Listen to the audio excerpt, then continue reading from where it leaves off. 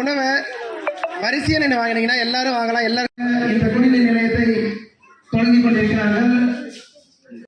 2 second அப்படியே இங்க பாருங்க, இங்க பாருங்க.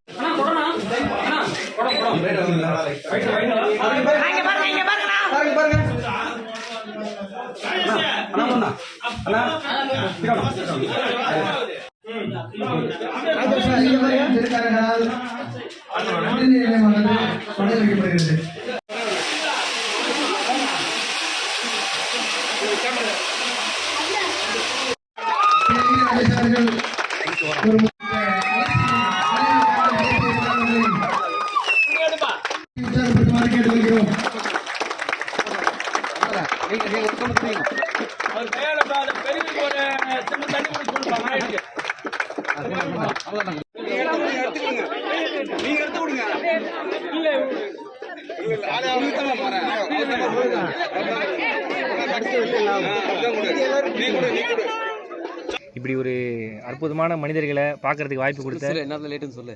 இல்லை சாச்சா அவ்வளோ இல்லை. ஸோ ராஜேஷ் ப்ரோக்கு ரொம்ப ரொம்ப நன்றி. ஏன்னா நான் இந்த கொரோனாக்கு அப்புறம் வந்து நான் நிறைய விஷயங்கள் பண்ணணும்னு நினச்சேன், இப்போ பண்ணிகிட்ருக்கேன். ஸோ அப்போ வந்து இப்போ நம்ம லாஸ்ட்டாக வந்து ஃப்ளட்டுக்கு வந்து என்னால் முடிஞ்ச அந்த காசெல்லாம் கொடுத்தேன். என்கிட்ட இருந்து ஒரு 5 லட்ச ரூபாயை நான் வந்து செலவு பண்ணேன். ஸோ அதை பார்த்துட்டு எங்கள் ஊர்லேயும் ஒரு பிரச்சனை இருக்குது, பண்ண முடியுமா அப்படின்னு சொல்லிட்டு உங்கள் ஊர்லேருந்து ராஜேஷ் அவர் வந்து கேட்டிருந்தார். அதை இந்த ஊரோட ஊராட்சி மன்ற துணைத் தலைவர் கேட்டிருந்தார். அவரும் நண்பர் தான், அவரும் மீடியாவில் தான் இருக்கார். கேட்கும்போது நான் வந்து என்ன பிரதர் அனுப்புங்க அப்படின்னு சொல்லி அனுப்பும்போது எனக்கு எப்படி சொல்கிறது, என்னையும் ஒரு ஆளாக மதித்து நீங்கள் எல்லோரும் ஒரு மனு எழுதி அனுப்பிச்சிருந்தீங்க. ஸோ ஒரு பேப்பரில் ஒரு மனு எழுதி ஊர் மக்கள் எல்லாம் கையெழுத்து போட்டு அனுப்பிச்சிருந்தீங்க. ஏன்னா நமக்கு ஏன் மனு கொடுக்குறாங்க, நான் யோசித்தேன் நம்ம என்ன அவ்வளோ பெரிய ஆளாக நமக்கு மனு கொடுக்குறாங்கன்னு. அது படிக்கும்போது தான் தெரிஞ்சுது. நான் சும்மா எடுத்து படித்தேன். அதில் படிக்க தான் என்ன அறியாமலே நிறைய விஷயங்கள் தோணுச்சு. நிறைய பேருக்கு வந்து கிட்னி ப்ராப்ளம்லாம் வருது அப்படின்னு சொல்லி சொன்னாங்க. இது ரொம்ப வருஷமாக அந்த பிரச்சனை இருக்குது, இது வந்து எப்படியாவது முழுமையாக வந்து சால்வ் பண்ணோம், ரொம்ப கஷ்டமாக இருக்குது அப்படின்னு சொல்லும்போது நான் அவர்கிட்ட கேட்டேன். இப்போ அவர் சொன்னார், இது மாதிரி ராஜேஷ் சொன்னார், இல்லை நம்ம வந்து பண்ணிடலாம், எவ்வளோ பிரதர் ஆகும் அப்படின்னு கேட்கும்போது அவர் சொன்னார், மொத்தமாக அந்த ஷெட்டுக்கெலாம் சேர்த்து ஒரு 3 லட்ச ரூபா கொட்டேஷன் வரும். நாங்கள் நிறையா ட்ரை பண்ணி பார்த்தோம். ஃபஸ்ட்டு இந்த ஒரு வேறு ஒரு ப்ராசஸ் ஒரு காயின்லாம் வச்சு ஒன்று பண்ணலாம் அப்படின்னு சொல்லி சொன்னார். அப்புறம் நிறைய பேர் சொன்னாங்க மக்கள்கிட்ட காசு வாங்கி ஒன்று பண்ணலாம், அது 5 ரூபா போட்டு தண்ணி பிடிக்கிற மாதிரின்னு சொன்னாங்கன்னு சொல்லி சொன்னார். அப்புறம் நானும் அவர் தான் இல்லை பண்ணால் ஃப்ரீயாக பண்ணணும், யாருக்குமே காசு இருக்கக்கூடாது, கஷ்டத்துக்குன்னு ஹெல்ப் பண்ணுறோம், அதுவே இன்னொரு கஷ்டம் ஆகிடக்கூடாது அப்படின்னு சொல்லிட்டு அப்புறம் நிறைய இடத்துல நாங்கள் வந்து கொட்டேஷன்லாம் வந்து வாங்கி நிறைய இது பண்ணி சரி ப்ரோ நான் கேட்டார், ஒரு 10 மினிட்ஸ் டைம் கொடுங்க அப்படின்னு.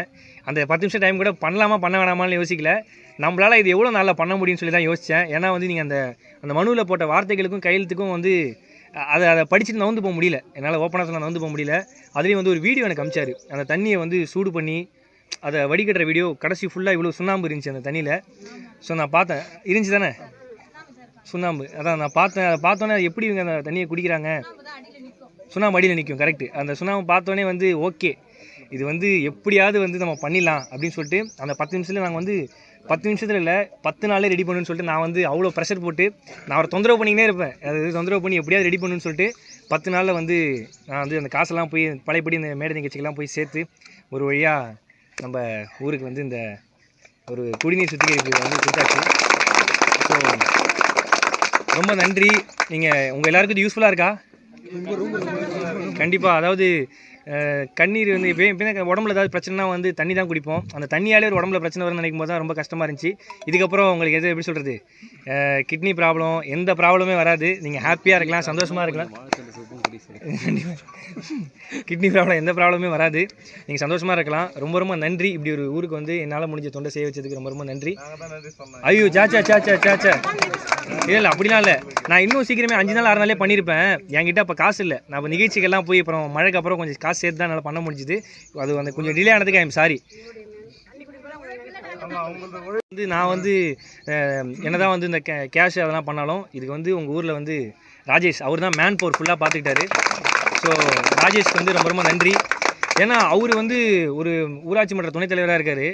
அவரே ஒரு பதவியில் இருக்கார். அவர் என்கிட்ட மனு கொடுக்கும்போது எனக்கு வந்து நம்ம என்ன நம்மளால பண்ண முடியுமா அப்படின்னு யோசிக்கும் பார்த்தா அவர் சொன்னார், இல்லை ப்ரோ உங்களால் பண்ண முடியும் அப்படின்னு அவர் சொன்னார்.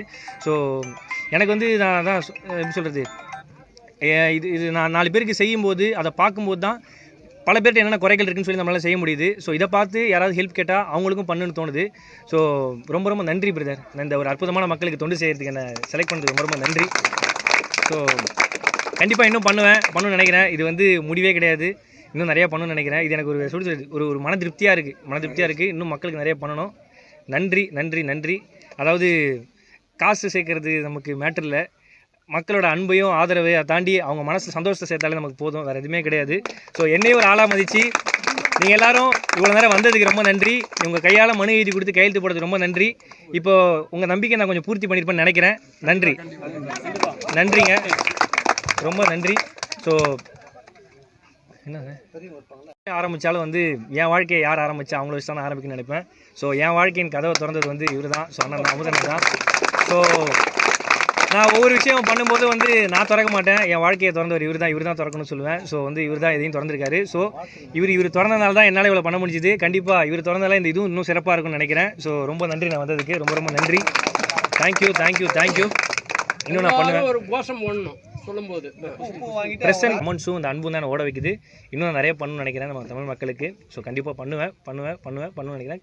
நன்றி, தேங்க்யூ. உங்கள் அன்புக்கு நன்றி. I love you. தேங்க்யூ.